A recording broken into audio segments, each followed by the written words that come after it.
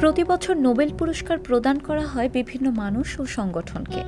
Nobel নিয়ে এই সময়টাতে বিশ্বের মানুষের মাঝে এক ধরনের উৎকণ্ঠা কাজ করে। নোবেল মানেই যেন গর্ব, আর নিজের আশেপাশে যদি নোবেল বিজয়ী থাকে সে গর্ব যেন এক ধাপ বেড়ে যায়। এশিয়া সমৃদ্ধ এক মহাদেশ। নোবেল বিজয়ীদের তালিকায় এশিয়ার নাম এসেছে বহুবার। সর্বশেষ এশীয় নোবেল বিজয়ী ভারতের অভিজিৎ ব্যানার্জি। 2019 সালে অর্থনীতিতে নোবেল পেয়েছেন তিনি। 2024-এ সাহিত্যে নোবেল পেয়েছেন এশিয়ান নাগরিক হাংকাং। শুধু তাই নয়, তিনি সাহিত্যে নোবেল পুরস্কারের এশিয়ার প্রথম নারী বিজয়ী। দ্য রয়্যাল সুইডিশ একাডেমি 2024 সালে সাহিত্যে নোবেল পুরস্কারের জন্য হাংকাংয়ের নাম ঘোষণা করেন। হাংকাংকে মনোনীত করার কারণ হিসেবে নোবেল কমিটি বলেছে, অসাধারণ এক কাব্যিক গদ্যের বাঁধনে তিনি গেঁথেছেন ইতিহাসের যন্ত্রণাক্লিষ্ট আখ্যান এবং উন্মোচন করেছেন মানব জনমের ভঙ্গুরতার স্বরূপ।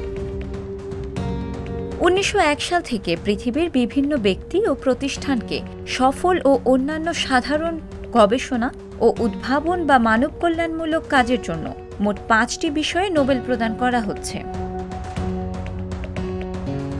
এশিয়ার প্রথম নোবেল পুরস্কার বিজয়ী হলেন রবীন্দ্রনাথ ঠাকুর। 1910 সালে তার গীতাঞ্জলি কাব্যগ্রন্থটি প্রকাশিত হয়, যার জন্য তিনি 1913 সালে সাহিত্যে নোবেল পুরস্কার লাভ করেন। নোবেল পুরস্কার চালুর পর নারী সাহিত্যিক হিসেবে মর্যাদাপূর্ণ এই পুরস্কার পাওয়া নারীদের মধ্যে তিনি অষ্টাদশ এবং এশিয়ার হিসাবে তিনি প্রথম। পুরস্কার ঘোষণা নিয়ে বলেন, তিনি একেবারেই প্রস্তুত ছিলেন না এমন কিছু শোনার জন্য। 53 বছর বয়সে হাংকাংয়ের সাহিত্য জগতে পদাচারণ শুরু কবিতা দিয়ে। 1993 সালে প্রথম প্রকাশিত কবিতার গ্রন্থ। এরপর তিনি গদ্য রচনায় ঝুঁকে পড়েন।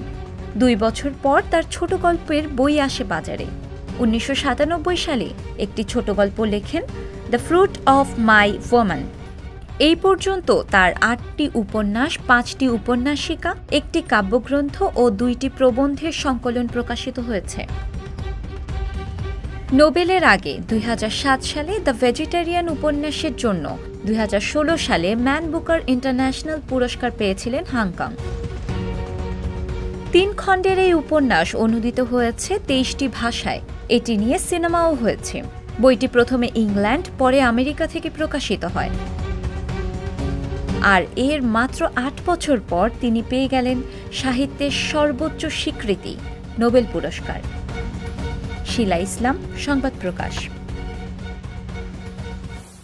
সংবাদ, ফিচার ও অনুষ্ঠানের জন্য ভিজিট করুন সংবাদ প্রকাশের ওয়েবসাইট এবং যুক্ত থাকুন ফেসবুক পেজ ও ইউটিউব চ্যানেলের সঙ্গে।